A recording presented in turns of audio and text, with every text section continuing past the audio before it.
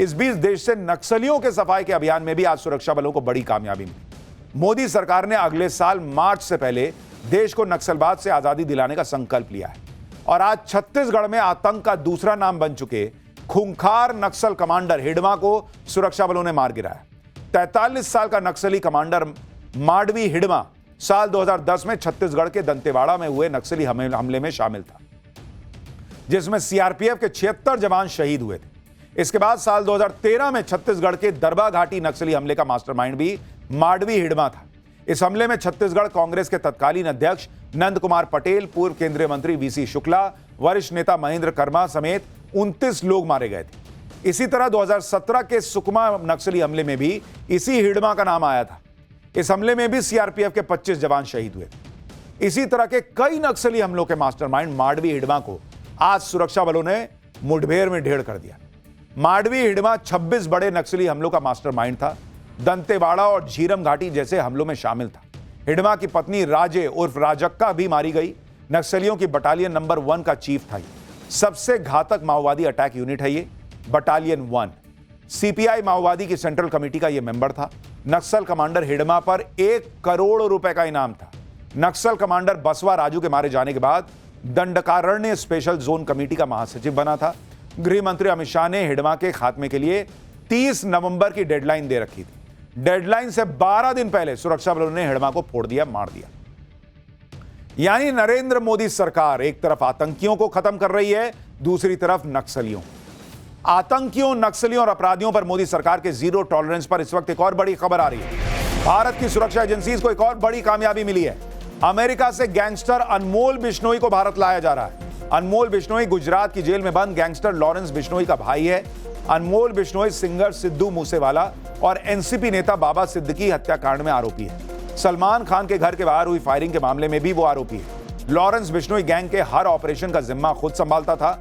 अनमोल बिश्नोई को पिछले साल नवंबर में अमेरिकी पुलिस ने गिरफ्तार किया था। एनआईए ने अनमोल बिश्नोई पर 10 लाख का इनाम घोषित किया था। उस पर भारत में 18 केस भी दर्ज है। यानी अब वो अनमोल बिश्नोई भी भारत लाया जा रहा है। कल सुबह 10 बजे वो भारत पहुंचेगा। यानी पीएम मोदी और अमित शाह का मिशन देश के अंदर हर तरह के दुश्मन के सफाई को लेकर क्लियर है कि छोड़ना नहीं, चाहे देश से बाहर भागकर यहां दहशत फैलाएं या कोई और।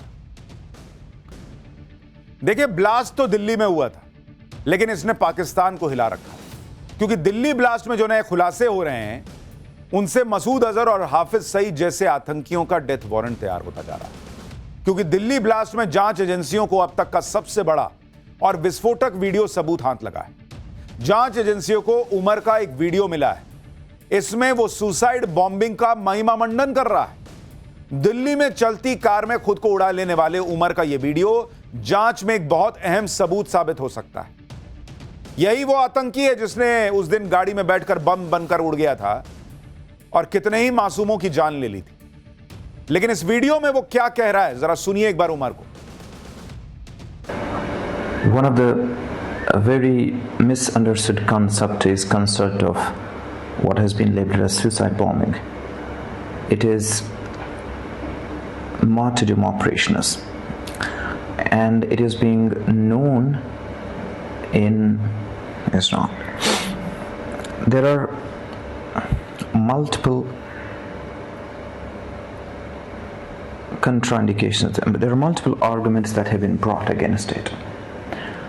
Martyrdom operations: when a person presumes that he is going for sure die at a particular place at a particular time, he goes against the presumption that a particular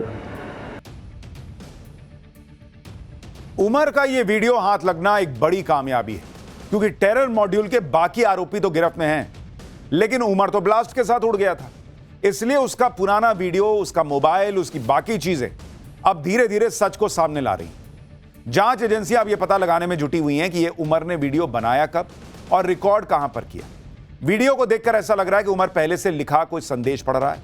इससे सवाल यह उठता है कि क्या उमर किसी के आदेश पर पहले से लिखा संदेश पढ़ रहा था।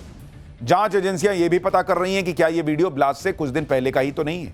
सवाल यह भी है कि वीडियो में उमर अंग्रेजी भाषा में सुसाइड बॉम्बिंग की बात क्यों कर रहा है? क्या ऐसा किसी खास मकसद से किया गया?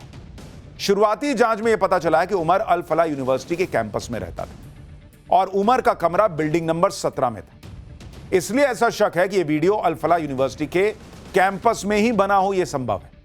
वीडियो के आखिर में उमर अपने कमरे की खिड़की भी दिखा रहा है, जिससे यह लग रहा है कि यह वीडियो किसी ऊपरी मंजिल पर बनाया गया है। लेकिन सबसे बड़ी बात यह है कि वो सुसाइड बॉम्बिंग को सही बता रहा है, उसका महिमा मंडन कर रहा है, कह रहा है ये तो इस्लाम में ठीक है। और साथ ही आप देखिए कि वो इसको जस्टिफाई करने का प्रयास कर रहा है कि ये तो शहादत का काम है। मतलब जो सुसाइड बॉम्बिंग करके उड़ जाए, दूसरों को मार दे, वो इनकी नजर में शहीद है, तो ये अपनी नजर में शहीद हुआ है ये। और अभी तो सिर्फ उमर का एक वीडियो सामने आया है।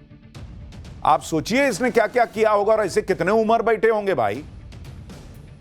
हो सकता है अभी कुछ और वीडियो, कुछ सबूत और सामने आए, क्योंकि जांच एजेंसियों के हाथ उमर का मोबाइल फोन लग गया है। यह वो मोबाइल फोन है जो उमर ने अपने भाई को दिया था और कहा था कि अगर उसका नाम न्यूज में आए तो तुरंत इस फोन को नष्ट कर देगा। दावा है कि उमर ने अपने भाई जहूर इलाही को यह कहा था कि वो इस फोन का डेटा डिलीट करके इसे पानी में डाल दे।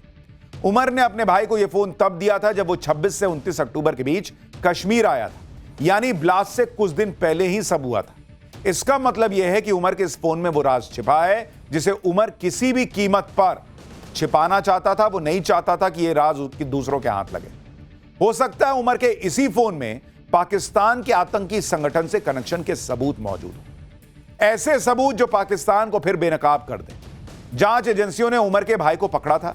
पूछताछ में उसने उमर के राज उगले और फोन के बारे में बताया। उमर के भाई की निशानदेही पर जम्मू कश्मीर पुलिस के हाथ उमर का फोन लगा। हालांकि फोन डैमेज हो गया है, लेकिन फॉरेंसिक एक्सपर्ट्स ने कुछ डेटा रिकवर कर लिया है। शुरुआती डेटा से पता चला है कि उमर बहुत कट्टर सोच वाला था। वो सुसाइड बॉम्बिंग से जुड़े ISIS और अलकायदा के रेडिकल वीडियोस देखता था। अब आप सोचिए कि जिन आतंकियों के रग रग में कट्टरता दौड़ रही है, जो धर्म के नाम पर सुसाइड बॉम्बिंग को जायज ठहराने की कोशिश कर रहा है, ऐसे हार्डकोर आतंकियों में भी हमारे यहां के नेताओं को भटके हुए नौजवान दिखने लगते हैं। कांग्रेस सांसद इमरान मसूद को सुनिए जरा, जो उमर जैसे आतंकियों को भटका हुआ नौजवान बता रहे हैं। इसके अलावा PDP की एक नेता को सुनिए जो इस हालत के लिए मोदी सरकार की कश्मीर नीति को दोष दे रही है। सुनिए जरा इन लोगों को। देखिए, ये ना तो कोई प्रीचर है कि ये इस्लामिक विद्वान है। ये भटका हुआ एक आदमी है जिसका इस्लाम से कोई लेना देना नहीं है। इस्लाम के अंदर सबसे पहले तो खुदकुशी हराम है। खुदकुशी किसी सूरत भी जायज नहीं है। मौत और जिंदगी अल्लाह के हाथ में है और अल्लाह की दी हुई चीज को आपको लेने का इख्तियार नहीं है। और ऐसे भटके हुए लोगों को समझ में आना चाहिए कि इनका इस्लाम से कोई लेना देना नहीं है, ना इस्लाम से इनका कोई वास्ता मतलब है। ये भटके हुए नौजवान हैं जो भटक करके इस तरह की हरकतें करते हैं और इस तरह के बयान देते हैं। तो आप अगर सबको पनिश करेंगे, सबको आप देशद्रोही बनाएंगे कश्मीर में, तो उसका फिर क्या रिजल्ट होगा? और मैं और एक चीज कहना चाहती हूँ कि 2019 से जो यहाँ इंडियन गवर्नमेंट क्लेम कर रही है कि हाँ नॉर्मल सी है, यहाँ पूरा एक नॉर्मल माहौल हो गया है, ये कौन सा नॉर्मल सी है? It is a matter of great concern कि इसमें डॉक्टर्स वर इन्वॉल्व। जैसे अब पुलिस अपना वर्जन कह रही है कि white collar doctors were involve in this whole network, जो इनको मॉड्यूल मिला। आप मुझे बताइए, एक डॉक्टर ऐसा कारनामा क्यों करेगा? दैट मीन्स कि कहीं ना कहीं यहाँ something is very very wrong, but they don't want to see what is wrong. Kashmir में कुछ रॉन्ग नहीं है मैडम, आपके दिमाग में रॉन्ग चल रहा है। आपकी पॉलिटिक्स रॉन्ग दिशा में जा रही है। आपको समझ में नहीं आ रहा कि आप क्या कह रही हैं। कह रही हैं डॉक्टर कैसे आतंकी बन सकता है। मतलब डॉक्टर की गलती नहीं है, डॉक्टर में कोई कमी नहीं थी, वो तो आतंकी बन गया क्योंकि सिस्टम खराब है। कश्मीर में हालात खराब हैं, कश्मीर में हालात खराब हैं। डॉक्टर उस वजह से आतंकी बना, तो उसको बाबरी मस्जिद का बदला क्यों लेना था? बोलता कश्मीर का बदला लेना है। 6 दिसंबर प्लान कर रहे थे ये लोग। बाबरी की बातें चल रही थी इनकी, दिमाग में बाबरी भरा है, उससे निकल नहीं पा रहे। और कश्मीर के हालात मैडम के हिसाब से खराब हैं। क्यों? क्योंकि इनको वोट नहीं पड़ रहे वहां, इनकी पार्टी को वोट नहीं पड़ रहे वहां पर, इनकी पॉलिटिक्स खत्म हो रही है। इसलिए ये वो नेता हैं जो मोदी विरोध में आतंकियों का भी बचाव करने लगते हैं, उन्हें पीड़ित बताने लगते हैं, उन्हें हालात का मारा बताने लगते हैं। वैसे तो कहेंगे आतंक का धर्म नहीं होता, लेकिन बचाव फिर क्या देख के कर रहे हैं, जबकि इसी देश के सिस्टम में रहते हुए इन्हें डॉक्टर बनने का मौका मिला। अंग्रेजी सुनिए इसकी, 2 कौड़ी की अंग्रेजी है, फिर भी कहीं एडमिशन मिला, कहीं जो है वो पढ़ा लिखा डॉक्टरी कर रहा था, फिर भी इसको देश में दिक्कत ही दिख रही थी। लाखों की सैलरी मिल रही थी, लेकिन देश में दिक्कत थी। इनमें से किसी किसी की सैलरी तो 4-4 लाख रुपए महीना है, फिर भी दिक्कत है। और तो दिक्कत तुम्हारे अंदर है, देश में क्या दिक्कत है भाई? इन्हें विदेश में घूमने का मौका मिल रहा था, डॉक्टर होने का मान सम्मान मिल रहा था, लाखों के रुपए महीने कमाने वाले और इंग्लिश बोलने वाले ये डॉक्टर दबे कुचले और पीड़ित तो नहीं थे। और पीड़ित होते भी तो आतंकी बनने का लाइसेंस थोड़ी मिल जाता है। फिर भी इंडी गठबंधन के नेताओं को इन आतंकियों में भटके हुआ नौजवान दिखता है। देश के हालात में कमी है, लेकिन इनमें कोई कमी नहीं। लेकिन जांच एजेंसियों को पता है कि ये भटके हुए नौजवान कितने रेडिकल थे, कितने हार्डकोर आतंकी बन चुके थे। दिल्ली ब्लास्ट में जांच एजेंसियों का पूरा फोकस उमर पर था। वो दिल्ली ब्लास्ट की सबसे अहम कड़ी है। उमर ने कार में खुद को उड़ा लिया था, और जिस तरह से उमर अपने वीडियो में सुसाइड बॉम्बिंग की बात कर रहा था, उससे दिल्ली ब्लास्ट में पाकिस्तान के आतंकी संगठन जैश-ए-मोहम्मद का हाथ होने का शक और गहराता जा रहा है, क्योंकि सुसाइड बॉम्बिंग जैश के आतंकी हमलों का ही एक तरीका है। दूसरी बात, 28 साल का डॉक्टर उमर उसी पुलवामा का रहने वाला था जिस पुलवामा में साल 2019 में सुरक्षा बलों पर आत्मघाती हमला हुआ था। उस हमले में भी कार सवार ने खुद को धमाके से उड़ा दिया था। पुलवामा हमले में भी जैश का हाथ था, और अब दिल्ली ब्लास्ट में भी उसी पैटर्न पर आतंकी ने कार में धमाके के साथ खुद को उड़ा लिया। इसके अलावा जैश-ए-मोहम्मद का कनेक्शन इसलिए भी पुख्ता होता जा रहा है क्योंकि जैश का पोस्टर चिपकाने की घटना की वजह से ही यह पूरा व्हाइट कॉलर टेरर मॉड्यूल बेनकाब हुआ।